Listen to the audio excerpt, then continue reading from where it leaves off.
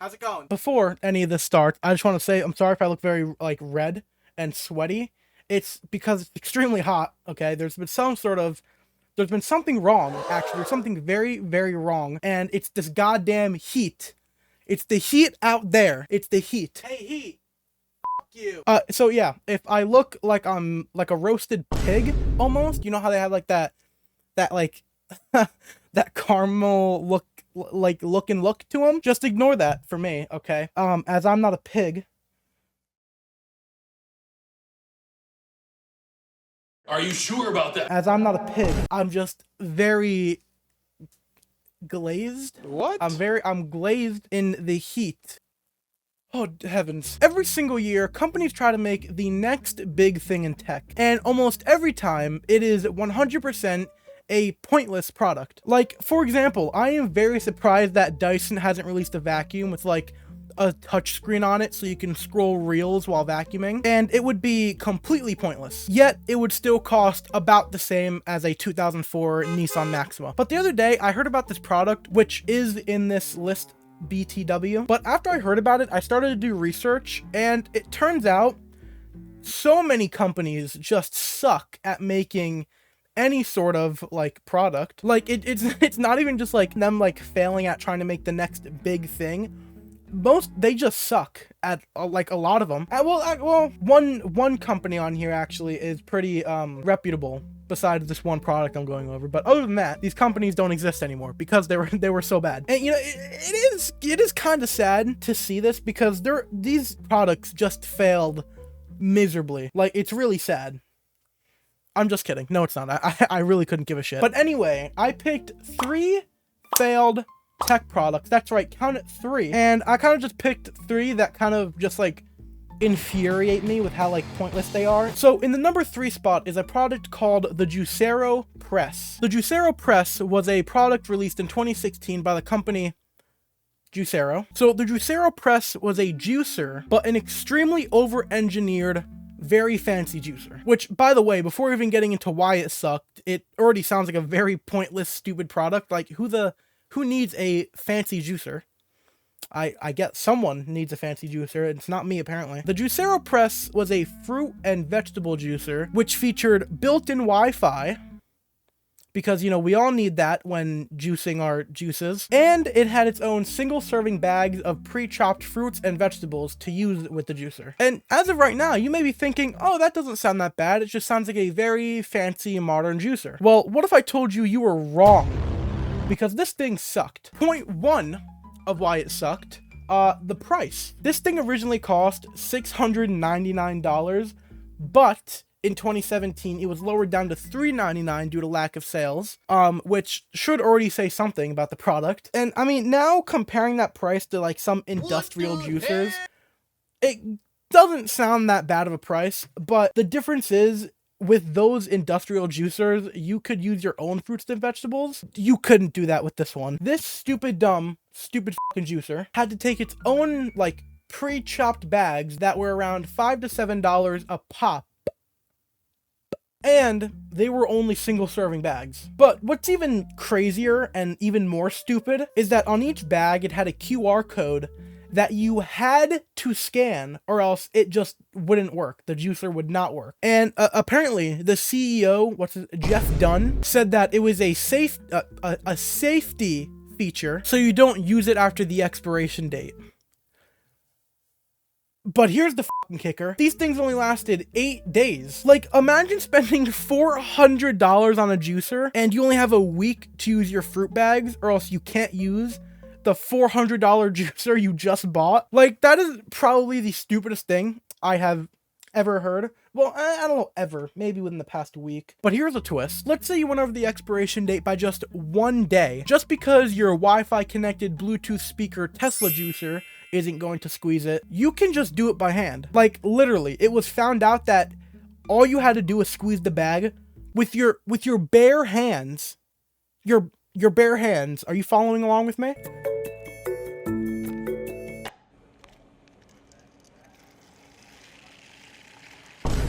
And you would get the same exact results as using the machine.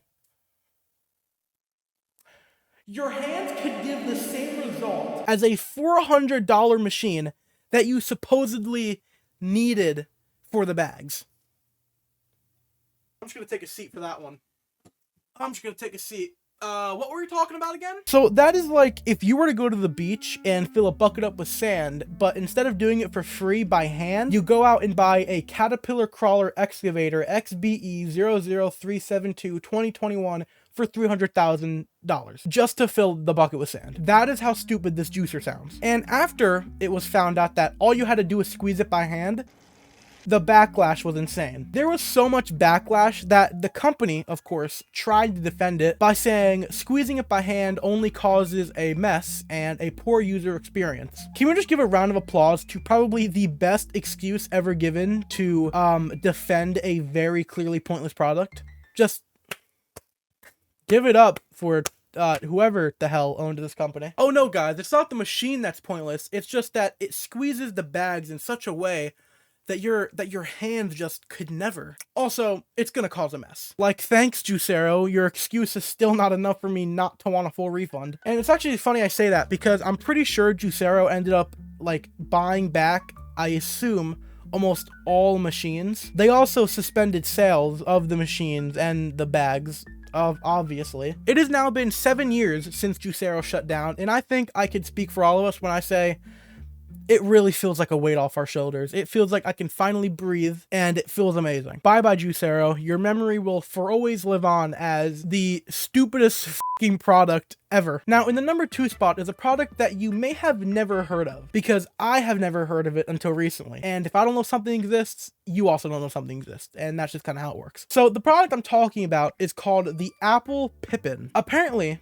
wow, I look like I'm sweating. Whoa. Apparently, in the 90s, Apple made a gaming console, and it turns out it sucked. Like, so bad that PC World named it one of the 25 worst tech products of all time. So the Apple Pippin was a collab between Apple, obviously, and the Japanese company Band-Aid. I'm just kidding, it's called Bandai. I just wanted to throw that joke in there, you know, to confuse you. It's like, Band-Aid? Apple made a gaming console with Band-Aid? You know, the company Band-Aid? Come on, that's not... Well, see, it was a joke. So the Pippin was a gaming console made by Apple, so that means it was kind of different, but sort of not different, but kind of extremely different than every other gaming console on the market at the time. And the biggest differences being that this Apple Pippin, or whatever, Pippin, not Pimpin, had an internet connectivity, meaning this was the first and only ever gaming console to have Mac OS built into it, but it also focused on being a multimedia console as well. And remember, this is the mid-90s, so something like this has been made before, but it was still a very, very, very new thing. Like, so new that I'm pretty sure all the other consoles that had like the same like computer, multimedia console, like all that stuff built into it, have failed like around the same exact way that Apple failed with this. If that makes any sense. I feel like I just said a whole lot of nonsense because I feel like I just blacked out for the past 5 minutes. But the difference between those other consoles that failed and the Apple Pippin is that Apple was having to compete with the Nintendo 64, PlayStation, and the Sega Saturn, as those were its biggest competitors at the time. So I feel like it's safe to say, even if Apple didn't make such a shitbox of a console, and if what they were trying to make wasn't so confusing to people, it still wouldn't have been nearly as successful as the other consoles, especially in the long run. Just saying. But now, let's get into what made this console such a horrible piece of tech. Well, first of all, the price. This thing cost $12 million. I'm just kidding. But I bet you believed it for a second, since we are talking about Apple. Fucking, what, like this $4,000 VR headset they made? Should have priced it at like $1 million. Still wouldn't have been surprised. The real price of it though was $600. So this thing was around 4 times more money than all of its other competitors. And get this, it only had 18 games. Apple was quite literally charging you an arm and a fucking leg for a console with only 18 games. And I'm pretty sure, from the research I was doing, that most of some of those games were like educational games. So imagine it's Christmas Day, and you couldn't wait for your parents to buy you the brand new Apple Pippin. And you open it up, you plug it in, and 10 out of the 8 games are just like multiplication speed run, or like, I'm going to kill your family if you don't do this math problem game. Real life, real game. But those weren't the only 2 reasons it failed. Another reason why it didn't take off is the confusing ass marketing they did. This thing was being advertised as not only a gaming console, but also a multimedia console and a computer. So all these things put together made it very confusing for people, especially since something like this, like really wasn't around at the time. And you know what I'm gonna do for the rest? I'm just gonna speed run all the other issues this console had. Weak performance, no support from Apple, very slow internet browsing, very few websites optimized for it, no developer interest, and poor release timing. And if you think it couldn't get any more embarrassing for them, think again, idiot, because their goal was to sell 300,000 units by the end of the year. Want to take a guess at how much they actually sold? I'll give you a second. Is that long enough? Well, they sold 42,000. They wanted to sell 300,000, but they didn't. They sold 42,000. And I'll say that again for the people in the back. 42,000 they sold. So let's real quick compare the sales of the Apple Pippin to all of its competitors. So remember, this was 42,000 units they sold in a year. They wanted to sell 300,000, but they sold 42,000. The Nintendo 64, however, sold 500,000 units in its first few weeks. The Sega Saturn sold 200,000 units in its first month, and the PlayStation 1 sold 100,000 units in one day in Japan alone. So if that's not a good comparison on how bad this console really was, then I really don't know what a better one would be. Well, actually, here's another one. These companies are still thriving with many successful consoles. Apple only ever made this one. So, I guess that's another comparison. So, pretty much, the Apple Pippin was the go-to console if you wanted to have a horrible time. I actually think it was so bad that the suicide rate actually went up once people started buying it. I'm just kidding. But now, in the last but not least first spot, yep, we're on the first spot already, is not a physical product, but it's an app. So, still sort of a kind of a product, sorta. But the reason I'm putting this on here is because this company lost over $1 billion because of this pointless failure of an app. Like, I'm pretty sure this is like highly ranked for one of the biggest startup failures like ever, I think. And the failure in question is the streaming service app Quibi. Now, Quibi is a name you may have heard before, as it was a pretty big deal in 2020, but also because of how big of a failure this app was. So Quibi was a streaming service app, but with a bit of a twist. And the twist was that everything on Quibi was a 5 to 10 minute film, but with the same high production and big name actors, just like other streaming services. The idea was that when people have downtime, like those 5 to 10 minute periods where you're, I don't know, waiting for coffee at a coffee shop or waiting in line, you could just whip out the Quibi app and watch something on there and finish it. And, that does kind of sound like a decent idea, I guess. But why not just like start something on Netflix and then just finish it later? Like, I feel like I would 100% rather watch or start to watch an episode of Breaking Bad and then just finish it later rather than watch whatever the hell was on Quibi. But, as none of you are probably wondering, who was the genius behind Quibi? Well, it was none other than Jeffrey Katzenberg. I think I'm saying that. Katzenberg? I think that's right. That's right, the Jeffrey Katzenberg that is one of the 3 founders of DreamWorks, and a man that is behind movies that you have 100% seen and or heard of before. I'll put some movies he's worked on the screen right now. You recognize any? And now, obviously, you can't have a company without a CEO, which is where Meg Whitman comes into play, as she is, or I guess I should say was, the CEO of Quibi. Now, with the other products that I just went over, I didn't really bring up the CEO and founders of them, as it's not really necessary for the other products. But these two, however, are kind of the reason why it had such a huge startup and huge amounts of money given to them by some of the biggest companies in the world, such as Disney, Lionsgate, Sony, and many, many more, which ended up being actually worth over $1 billion given towards Quibi. And so the reason these companies gave so much money towards something that wasn't even like it out to the public yet, because they thought having Jeffrey Katzenberg and Meg Whitman, you know, teaming together in one company, that would mean pretty big things. I mean, Meg Whitman has been the CEO of some of the biggest companies out there, and Jeffrey Katzenberg has been behind some of the most successful animated movies ever made. And he's also very well known in the film industry, which is why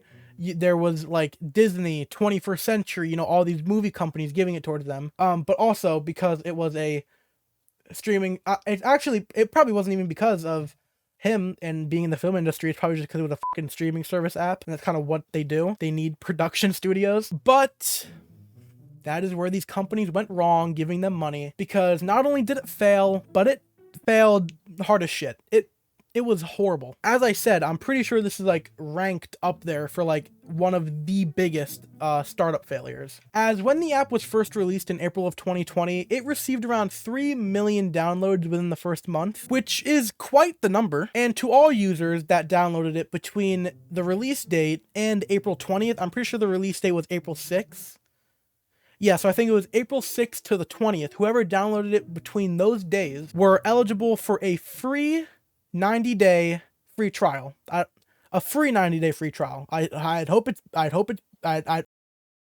Sorry, I forgot to mention, but this service did cost money. It was $4.99 for the service with ads and $7.99 for the service without ads. But anyway, so everyone that downloaded the app between that time frame was eligible for a 90-day free trial, and they had about 900,000 people with the trial, which I mean, I don't know how many people have like I'm sure like millions of people have a Disney Plus subscription, but I assume 900,000 is fairly good for a new streaming service. However, what do you think happened when that free trial was up? If you said that they lost 90% of their trial users by the end, then you would be correct. Out of the 900,000 trial users, only 72,000 stuck around to pay the monthly fee. I don't know what I was trying to get out there. Quibi only had around 8% of its audience left after that free trial was up. So what do you do when you get over $1 billion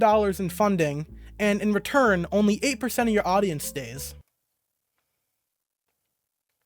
You shut it down. You shut down the entire company. You pack your bags and you try again next week. So to summarize why Quibi failed, it was a pointless app that you needed to pay monthly for only to use when you have like downtime, even though much better free apps exist like YouTube. It also released during the pandemic, which was a pretty high contributing factor as to why it failed. Like, I don't think many people were out during the pandemic waiting in lines or waiting at like dentist offices where they can just whip out Quibi and watch it.